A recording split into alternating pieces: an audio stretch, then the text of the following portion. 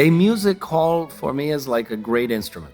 It can change the voice, it can change the sound of music, and it can completely change the relationship that an orchestra has with its own audience. The music just comes alive around you. It goes through your body. You feel like you are one with the music that is happening in that hall. There is a kind of mystery and magic about that that's impossible to put into words, but that anyone who's had that experience will acknowledge to be unquestionably true. Orchestra Hall in Detroit is one of my absolute favorites. Back in 1984, when I was still a violinist, somebody brought a violin to me to try. After the concert in Detroit in Orchestra Hall, I took this violin out and I started playing on it, and I just fell in love with the violin. And to this day, I don't really know whether I fell in love with the actual instrument or the instrument that was the concert hall, because that's what a concert hall is. You can ask your colleagues in Kansas City what that has done to their sound, what that has done to their audience, what that has done to the city. And it has become a kind of focal point for culture in Kansas City.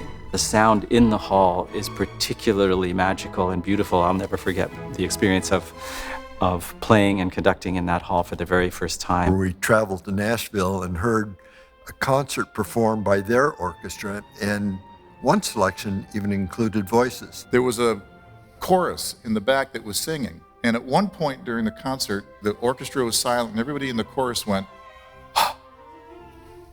the sound, and it went right through you like you were being breathed on. But I was like 30 rows back, and it was like, it was right there, right in the center of it. I took the opportunity to go see the Philadelphia Orchestra at the Steinmetz Hall at the Dr. Phillips Performing Arts Center in Orlando. When that music started, it permeated everything in me. And the only word that I keep coming up with was, it was just transformational. It was like an out-of-body experience, because it like filled every cell in my body with just the sound. But anyone who has sat in one of the great concert halls in the world, whether it's Carnegie Hall in New York or Boston Symphony Hall in Boston, immediately recognizes that visceral impact and the way that it changes the way we experience music and the way we experience sound. That's what you want in a hall.